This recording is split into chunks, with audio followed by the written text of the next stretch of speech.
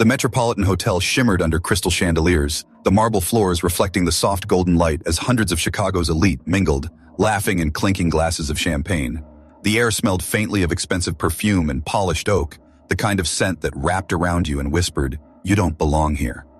Kesha Williams adjusted the strap of her black leather bag and tugged at the lapel of her blazer, trying to make herself smaller, invisible. At 24, she had mastered this art, moving through spaces where her presence was expected to go unnoticed. A freelance sign language interpreter with a sharp mind and quiet strength, she was here for a job, a paycheck to cover overdue bills, nothing more. She didn't need to charm anyone. She didn't need to pretend.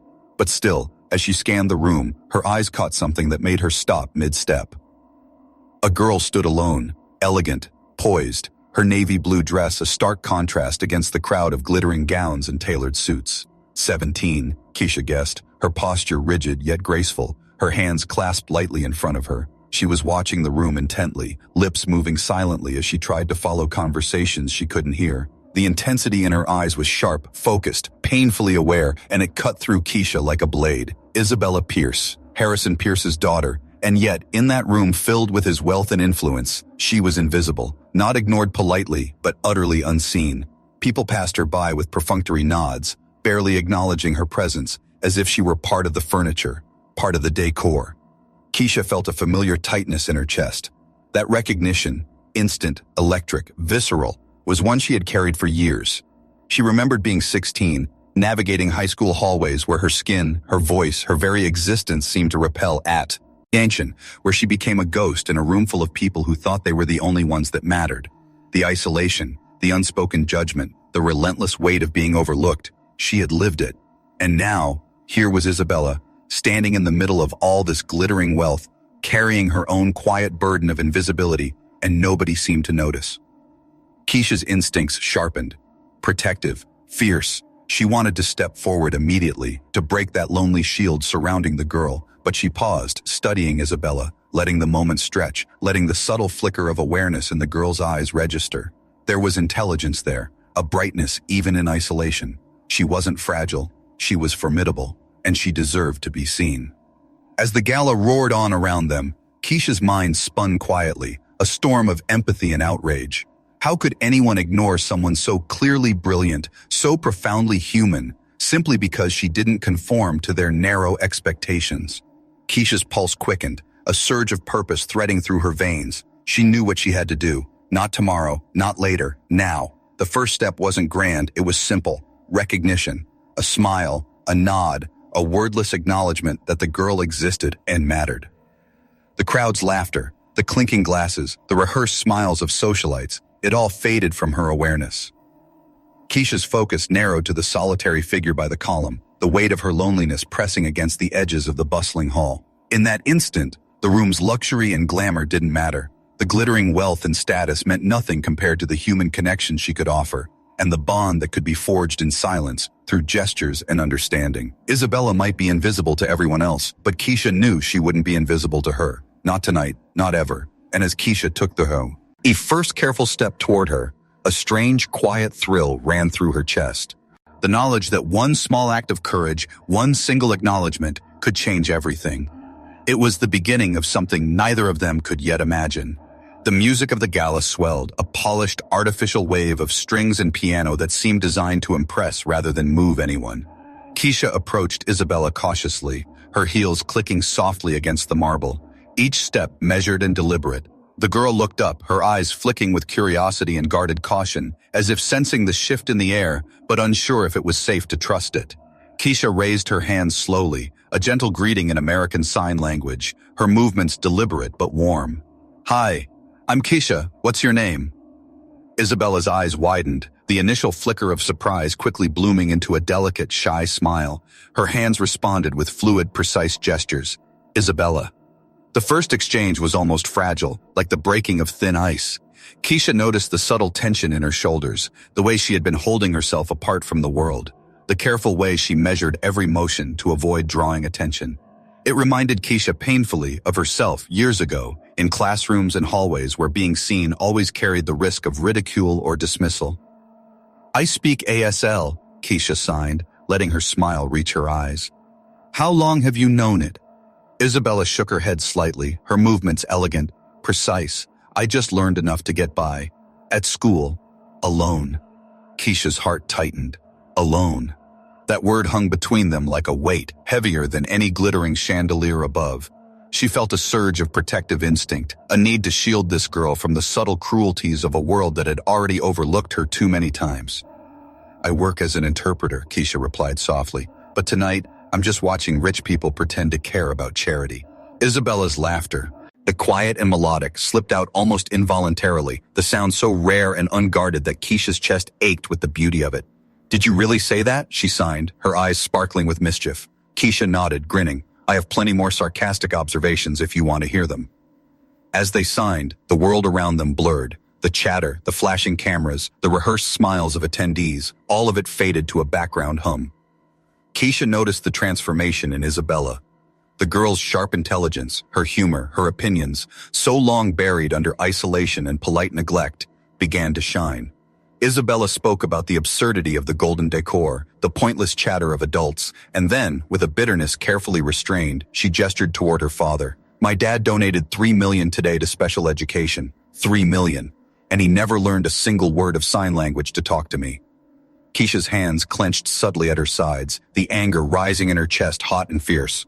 Not just at the injustice, but at the recognition of a familiar pattern, being overlooked, dismissed, treated as if her existence was a minor inconvenience. She looked at Isabella, and the protective instinct grew. This girl deserved better. She deserved to be acknowledged, to be understood, to be seen. Would you like me to talk to your father? Kesha signed carefully, gauging the reaction. Isabella's eyes widened in alarm, shaking her head. No, he would be furious. He doesn't like strangers in our family affairs. Kesha's smile softened, not condescending but firm, grounded in confidence. Sweetheart, let me worry about his anger. Some conversations need to happen, even if powerful people don't want to have them. For the first time in years, Isabella's guarded demeanor faltered. She saw someone who didn't flinch at her silence, someone who didn't reduce her to her garçon. Ifness, someone who recognized her intelligence, her personality, and her presence. The spark of trust ignited, fragile but undeniable, and in that moment, Kesha realized the depth of the responsibility she had taken on, not just as an interpreter, but as a protector, an advocate, and perhaps the first person in a long time to truly see Isabella as a whole person. And in the corner of the ballroom, Harrison Pierce continued to charm the crowd, oblivious to the quiet revolution unfolding at the edge of his gala, completely unaware that the life of his daughter and the course of his own carefully curated empire was about to be disrupted in ways he could never imagine. Kesha felt her heartbeat sharpen as the gala reached its peak, the hum of polite conversation and clinking glasses filling the grand hall with a false sense of normalcy. Harrison Pierce, resplendent in a tailored tuxedo that cost more than most people made in a year, commanded the attention of the crowd effortlessly, his smile practiced, his charm calibrated to perfection. Cameras flashed, politicians whispered, and wealthy donors nodded as if hanging on every carefully chosen word. And yet, less than 10 feet away, Isabella stood isolated, her fingers lightly tapping against the silk of her dress, her eyes darting between the people she couldn't reach and the conversation she could almost, but not quite, hear. Kesha's pulse quickened. She had spent enough time observing. She knew the precise moment to act. Pulling herself forward, she moved with quiet determination, weaving between the gilded pillars and clusters of self-important guests. She could feel the tension building in her chest, a mixture of fear and exhilaration, like stepping into a storm you knew you had to face head-on. This is it, she thought, no more standing on the sidelines. Mr. Pierce, she called out, her voice cutting through the polite murmur, sharp enough to make a few heads turn. Harrison's smile faltered for a fraction of a second, just long enough for Kesha to see the flicker of irritation in his eyes. May I have a word? He turned fully toward her, scanning her as if trying to place a tag, to identify her social worth. Young, black, clearly not part of his world, and yet there she was, standing in the center of his carefully constructed spotlight. And you are? He asked, his tone thinly veiled with condescension, the type of rich man's voice designed to remind anyone on the outside of their place. Kesha Williams, she said, keeping her posture steady, her hands subtly braced at her sides. I'm a sign language interpreter. I just met your daughter, Isabella, and I'd like to talk about the fact that while you speak of giving a voice to those who cannot speak, your own daughter has been standing alone for hours, completely ignored. For a moment, the room seemed to stop breathing. Conversation halted mid-sentence. Laughter faltered. All eyes turned toward the exchange. Harrison's face tightened, the practiced mask of public charm slipping for the first time. "Miss Williams," he said, his voice sharp now, tinged with irritation. "I don't think you understand how these events work. Isabella is perfectly fine. She's used to social events, used to being ignored, apparently." Kesha didn't flinch. "Used to being ignored," she repeated, letting the words hang in the air like a challenge. "Is that how you really communicate love to your own daughter? By teaching her she doesn't matter enough to be included?" Pierce's eyes narrowed, a dangerous glint flashing beneath the surface. "Watch your tone, girl. You don't know who you're talking to." "I know exactly who I'm talking to," Kesha said firmly. Her voice gained a force that drew attention, even as the crowd shuffled slightly, unsure if they should intervene or watch. "I'm talking to a man who donated $3 million to special education programs today, but never learned a single word of sign language to communicate with his own daughter. How is that giving a voice to those who cannot speak?" A ripple of shock spread through the onlookers. Whispers exchanged between guests, some nodding discreetly, others shifting uncomfortably in their glittering gowns. Harrison Pierce's lips thinned, his composure cracking under the weight of public scrutiny. "Security!" he barked, pointing toward the guards. "Remove this woman immediately!" But before they could act, Isabella stepped forward, her hands moving with quiet but unmistakable authority. "She is my guest." The hall went still, every eye locked on the moment. Harrison opened his mouth, stunned. "Isabella?" he attempted, a mix of disbelief and fury. "No, Dad," she signed back firmly, her eyes blazing with a rare combination of defiance and relief. "Someone finally sees me. Someone actually cares to talk to me."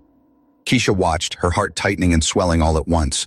In that moment, the invisible chains that had bound Isabella for years began to crack. She had sparked a fire that even the most powerful man in Chicago could not extinguish, not yet anyway.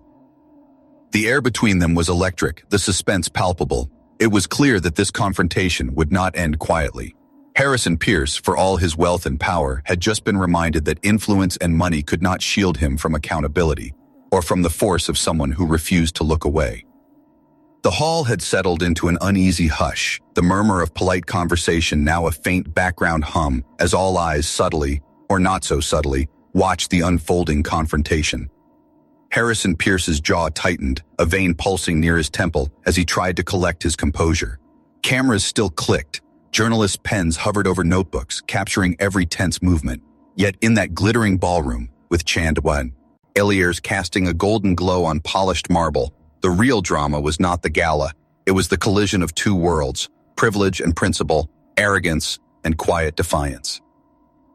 Kesha stepped closer, her posture unwavering. She could feel the invisible gaze of everyone in the room, but she paid it no mind. She had spent her life navigating spaces where she didn't belong, where every glance and whisper reminded her of her place, or lack thereof. Now she was not invisible, and neither was Isabella. "Mr. Pierce," Kesha began, her voice calm but carrying a weight that seemed to pull the room into stillness. "Since you've built an empire on influence and appearances, let's test something a little different. A bet." Harrison blinked, irritation giving way to incredulity. "A bet?" he repeated, the word sharp, skeptical. "Yes," Kesha said, folding her hands in front of her. 6 months. You will learn to communicate with Isabella in sign language, not memorized phrases, not lip reading. A real conversation, 30 minutes of uninterrupted dialogue, no interpreters. If you succeed, I will accept a position as her personal interpreter. If you fail, you will donate an additional $5 million to sign language education programs in Chicago, and you will publicly acknowledge that you failed as a father by not learning to communicate with your own daughter. The room gasped collectively, a ripple of astonishment moving through the gathered elites. Harrison's face went pale, his fingers twitched involuntarily. He opened his mouth, likely to dismiss the challenge outright, but found no words strong enough to assert control without exposing vulnerability. "You're bluffing," he said finally, his voice forced, a brittle mask over rising panic. 6 months? Impossible. A man doesn't learn an entire language to converse with a teenager in 6 months. Kesha smiled gently, the kind of smile that carried certainty, the sort that made even the most arrogant pause. "You speak 4 languages fluently, Mr. Pierce. You closed billion-dollar deals in countries where you had no familiarity with the language. You can learn sign language for your own daughter, or will you continue pretending that money substitutes for care?" For a heartbeat, Harrison's eyes flicked toward Isabella, She was standing behind Kesha, her elegant frame radiating both hope and wariness. For the first time, Pierce saw her not as a symbol of status, not as a child to be managed through assistance, but as a real person, someone who deserved attention, recognition, and love in her own language. "You have 6 months," he growled finally, extending a hand with reluctant formality, trying to reclaim dominance in a situation that had spiraled beyond his control. "But when I succeed, you will work for me, and you will learn to keep your opinions to yourself." Kesha shook his hand, her own grip firm. "Deal. But Mr. Pierce," she added, letting the words linger, "there is one thing you still don't understand about me. I don't make bets for fun. I make bets to ensure accountability."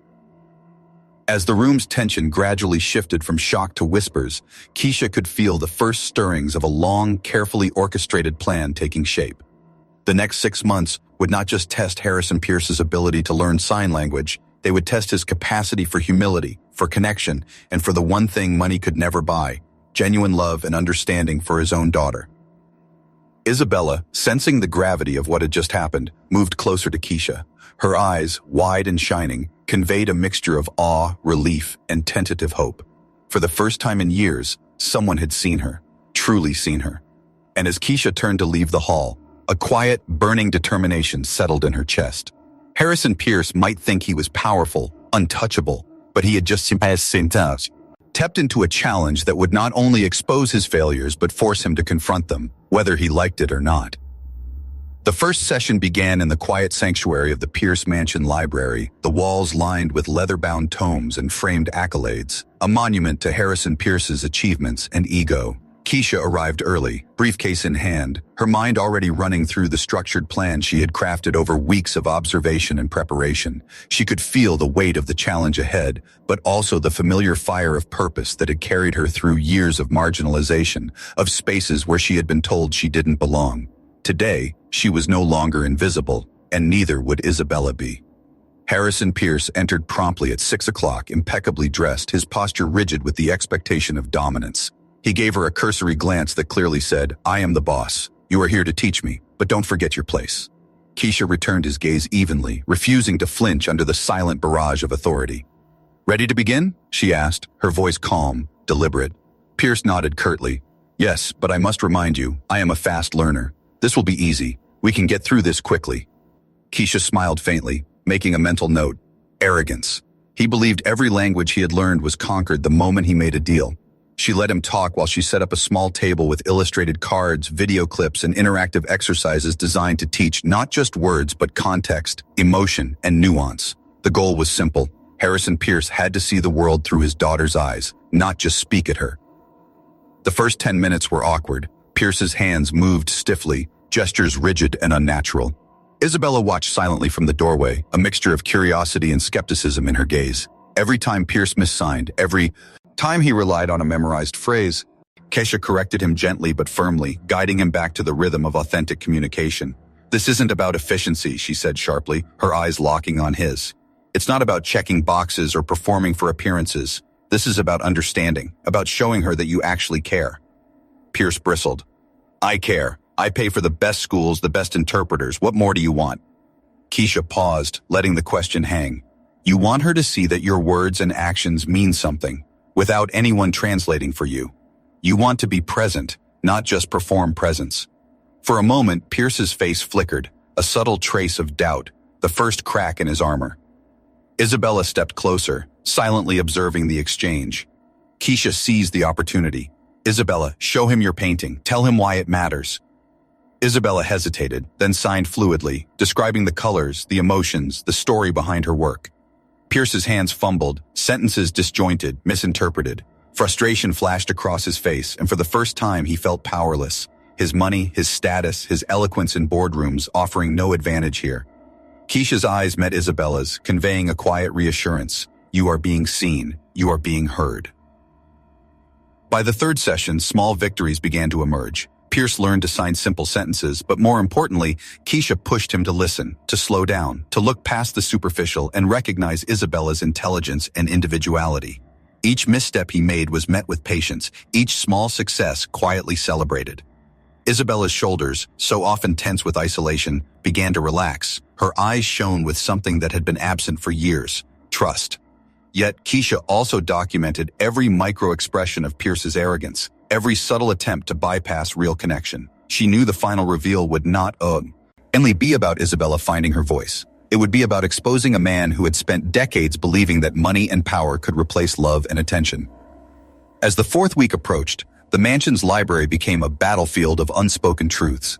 Harrison Pierce, for all his brilliance in technology and finance, faced something far more difficult: humility, accountability, and the challenge of seeing a child not as a project or a reflection of his own pride, but as a person deserving of respect and attention. And through it all, Kesha stood as a guide, a protector, and a quiet storm, unseen by the world, but undeniable in her influence. Every session brought tension, every lesson revealed cracks, and every glance exchanged between Isabella and Kesha carried the promise of a transformation no one in that gilded mansion could yet imagine. The gala at the Metropolitan Hotel 6 months later was awash in the golden glow of chandeliers, the hum of polite conversation filling every corner. Reporters, philanthropists, and influential business figures had gathered, many expecting another display of Harrison Pierce's magnetic charisma and polished generosity. He moved among the guests with a practiced smile, champagne glass in hand, delivering the same rehearsed lines about inclusion and giving voice to those who cannot speak. But tonight, the tension in the air was different. Tonight, Kesha Williams was watching. Seated near the center of the grand hall, Isabella Pierce wore a navy dress, elegant but understated, her sharp eyes alert and full of anticipation. For 6 months, she had observed her father, felt his attempts at learning her language, and slowly, painfully, recognized the cracks in his armor. But she still carried a quiet apprehension. Would he actually do it this time? Could he truly communicate with her without the shield of interpreters, tutors, and Arsid scripts? Kesha stepped forward, microphone in hand, commanding attention without needing to raise her voice. "Ladies and gentlemen," she began, her words deliberate, resonant. "Tonight we're going to witness something far more important than speeches or donations. We're going to see whether true connection can happen when someone chooses to step beyond ego and expectation." Pierce's eyes narrowed, his jaw tightening. The public spotlight made him uncomfortable, but he masked it with a confident, slightly forced smile. "And what exactly are we witnessing, Miss Williams?" he asked, his voice clipped, carefully modulated for the audience. 30 minutes, Kesha said, signaling toward Isabella. 30 minutes of unmediated conversation between a father and his daughter. No interpreters, no scripts, just genuine communication. Gasps rippled through the crowd. Pierce shifted, suddenly aware that he was about to perform not for an adoring audience, but under a microscope that Kesha had meticulously constructed. Isabella walked to her father, her hands poised, trembling slightly as she took a deep breath. She began signing, words flowing in an effortless rhythm, painting images of her art, her dreams, her frustrations, and her longing to be understood. Pierce struggled initially. His movements were stiff, his vocabulary limited, his sentences fragmented. Sweat beaded on his forehead. The reporters leaned forward, sensing a narrative unfolding that would eclipse any gala speech he had ever given. Isabella's signs grew more intense, probing deeper, demanding authenticity, and Pierce's polite rehearsals began to crumble under the weight of real emotion. Kesha watched, noting every flinch, every hesitation, every half-formed gesture, cataloging his efforts, his failures, and his attempts to bluff comprehension. She had prepared for this moment with painstaking care, but even she allowed herself a moment of satisfaction as Pierce's polished exterior cracked under the gaze of his daughter and the audience alike. At 15 minutes in, Pierce's frustration peaked. His voice shook when he tried to respond verbally, words tumbling into the silence of incomprehension. Isabella's eyes, shining with a mix of sorrow and determination, bore into him. "You thought you could bluff me," her signs said clearly, "but you can't fool me like you fool the world." The hall went silent. Cameras captured every nuance, every expression, every failure of a man who had long believed that power and wealth could substitute for empathy. Then, Kesha's final move. David Chun, the lawyer, stepped onto the stage, opening a briefcase that revealed damning evidence, emails, recordings, and testimonials documenting systematic discrimination, neglect, and mismanagement by Pierce and his foundation. Pierce's face drained of color as federal agents emerged, handcuffs glinting under the chandelier light. The murmurs of the crowd swelled into shocked whispers and exclamations. Isabella's shoulders straightened, her confidence radiating. She had not only witnessed her father's unraveling, but also reclaimed her voice in a space where she had once been invisible. Kesha remained beside her, calm, unyielding, a quiet architect of justice. Every move, every decision, every risk she had taken over the past 6 months had led to this exact moment.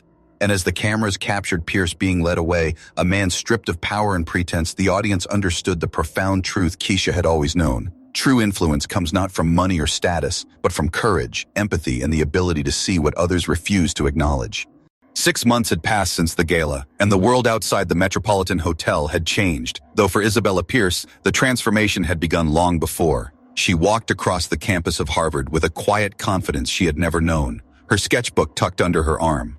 Each step resonated with a self-assuredness born not from her father's wealth, but from the reclamation of her voice, her identity, and her agency.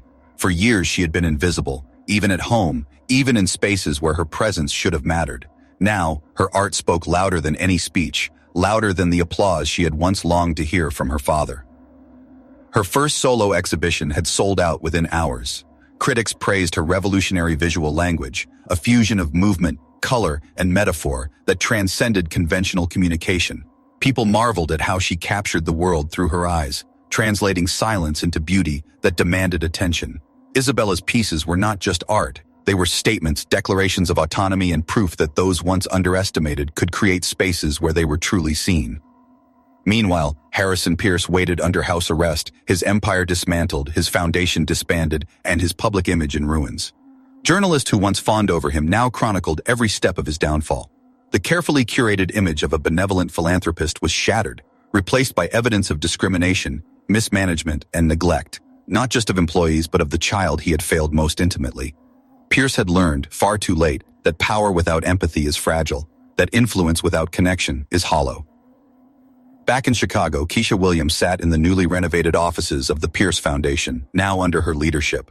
She had transformed it into a genuine force for inclusion, prioritizing programs that gave deaf and disabled children real access to communication, mentorship, and opportunity.